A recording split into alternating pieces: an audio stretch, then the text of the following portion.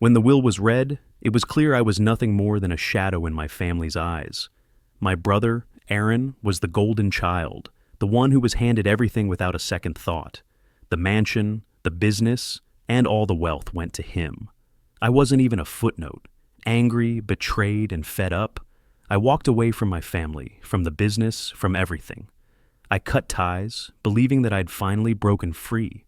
But a week later, I received a call from my father, his voice trembling with fear. He didn't ask for anything. He begged me. "Save us," he said.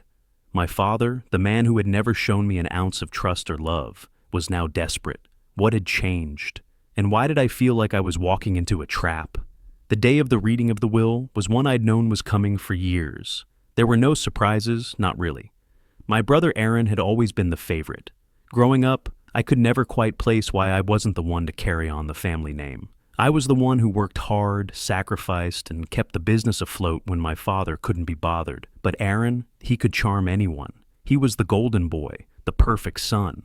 He had the looks, the charisma, and all the skills that my father had always dreamed of in a successor. But none of that mattered when the lawyer called us into his office that day. The familiar smell of leather-bound books and polished mahogany filled the air as I took a seat across from the old man, whose job it was to announce the future of the family. My father sat beside me, silent, his face hard to read. And Aaron? He looked smug, like he already knew what was coming. The lawyer shuffled through the papers, his voice cold and impersonal, as he read through the contents of the will. When it came time to announce the inheritance, there was no hesitation.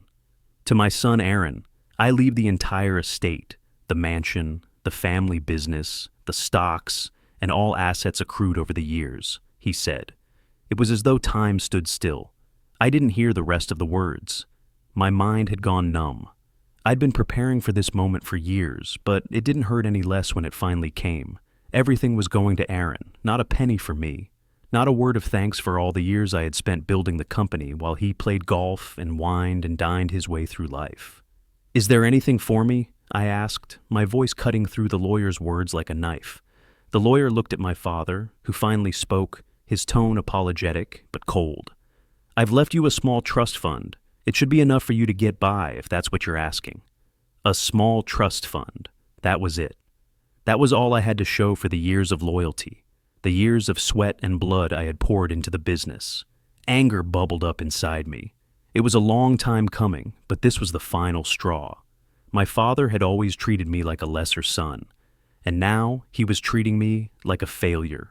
The words I had bottled up for so long were clawing at my throat, but I bit them back, holding on to the last shreds of composure I had left. I stood up, my chair scraping against the floor with a screech that echoed in the silence. "I'm done," I said, my voice cold. "You made your choice. I'll never be a part of this family again." I didn't wait for a response. I stormed out of the room, my father's voice calling after me. But I didn't look back. I wasn't interested in their hollow apologies. I wasn't interested in any more false promises of reconciliation. I was done. I walked out of that office, out of that life, and didn't look back. For the first time in years, I felt a weight lift from my chest. It wasn't freedom exactly, but it was the closest I had ever come to it. I drove away from the office, heading to my apartment, where I planned to start over. I would rebuild my life from the ground up, without their influence, without their expectations. It was just me now. No more playing second fiddle to Aaron, no more pretending to care about a family that had never cared for me. I spent the next few days in a haze of anger and disbelief. I went through the motions, working out, grabbing coffee with friends, doing all the things I had put on hold for years. But nothing could shake the bitterness I felt. I had been treated like an afterthought, like a failure. And now that I was free, I couldn't quite understand how to feel about it. Then it came. It was an email first. From my father. Just a few short lines. "We need to talk. Call me." I ignored it. I had no interest in what he had to say. I had made my decision, but then came the phone call, and this time it wasn't the lawyer or a message from Aaron. It was my father. "Listen to me." His voice was trembling, shaky. It wasn't the voice of the strong, invincible man I had known all my life. This was different. This was fear. "We're in trouble. Aaron, he's in danger. We need you. Please." The words hung in the air, and for a moment, I couldn't make sense of them. Aaron in danger? What the hell was he talking about? Aaron had everything: money, security, a private army of lawyers and bodyguards. Why would he be in danger? "You've got to be kidding me," I said, my voice laced with disbelief. "After everything, now you want my help?" "We don't have a choice," my father said, his voice frantic now. "They're coming for us. They know about the offshore accounts, the investments in foreign markets. Aaron's the one they're targeting. Please, son, I don't care what happened between us. I don't care about the past. I need you now. We need you." I paused, staring at the phone, my pulse hammering in my chest. Something wasn't right. I had no love left for my family, but the desperation in my father's voice struck a chord with me. I'd never heard him like this before. Weak, vulnerable. It wasn't the man who had driven me to walk away from everything. "What do you mean, they're coming for us?" I asked, my mind racing. "Who's coming? What's going on?" "I don't know," my father admitted, his voice cracking. "But they've been following Aaron for weeks. It's not just business, it's something bigger, and we don't know how to stop it. We're trapped." The words hit me like a ton of bricks. Trapped. Aaron was in danger. My father, my once unshakable father, was begging for my help. This wasn't just about money. This wasn't some manipulation to get me back into the fold. This was real. And it wasn't just about Aaron anymore. It was about all of us. I looked at my phone for a long time, trying to make sense of what my father had said. But there was only one thing that I knew for sure. I couldn't walk away now. The weight of my father's words hung heavy in the air. The once familiar tension of family betrayal now replaced with something far more sinister. My father's voice, usually steady and commanding, had been reduced to an urgent plea. Something was wrong, something beyond money, beyond any petty grudge. For a long time, I just stared at the phone. His words repeated in my mind, "They're coming for us. Aaron's in danger." I had no choice but to believe him. Despite the years of resentment, despite the bitter memories of being cast aside, my family, my brother, needed me. But I didn't know where to start. I didn't know who they were, or why they were targeting Aaron. All I knew was that the world I had walked away from was now spiraling into something I couldn't ignore. I drove to my parents' estate with a mixture of anger and confusion coursing through me. The road felt strangely unfamiliar, even though I had spent my childhood here. The house loomed ahead, its sprawling lawns now overgrown and wild, as if it too had been abandoned by the passage of time. When I pulled into the driveway, I barely recognized the place anymore. There were no manicured hedges, no security staff greeting me at the gate. The place was eerily quiet, like a mausoleum. I rang the doorbell, waiting. After what seemed like an eternity, the door creaked open, revealing my father standing in the doorway, his face pale and drawn. He had aged 10 years in the span of a week, his once proud posture now slumped in exhaustion.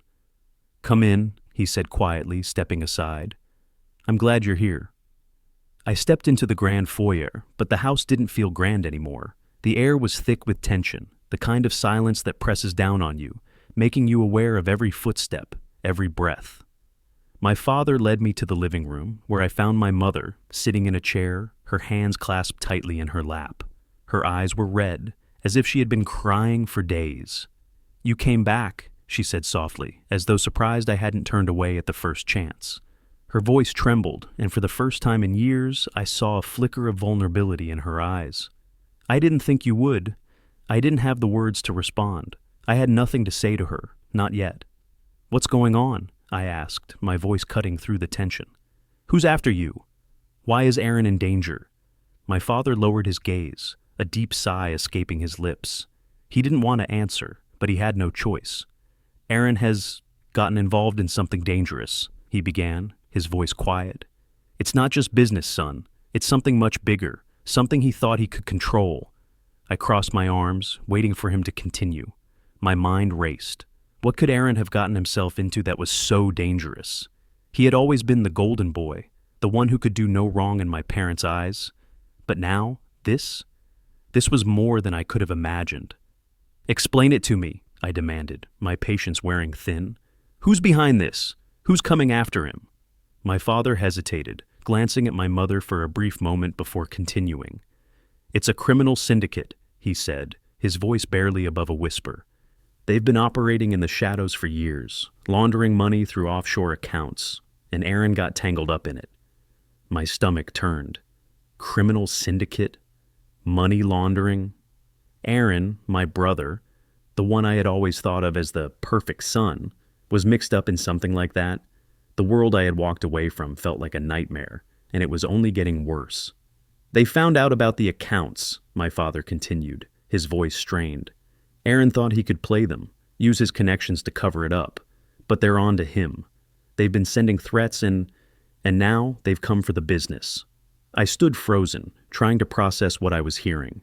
It felt like the foundation of everything I had once known had crumbled beneath my feet. This wasn't just a simple case of bad business. This was a criminal underworld that had its claws deep in the family, and now it was coming for Aaron. How do you know they're targeting him? I asked, my voice sharp. My father swallowed hard. They've been sending people from the syndicate. They've been watching him for months. They know everything. Suddenly, a crash from the hallway interrupted the conversation. I whipped my head toward the door, instinctively moving toward the sound. My heart pounded in my chest as I stepped out of the room and into the dimly lit corridor. Another crash echoed, followed by the sound of shuffling footsteps. My blood ran cold. Someone was in the house.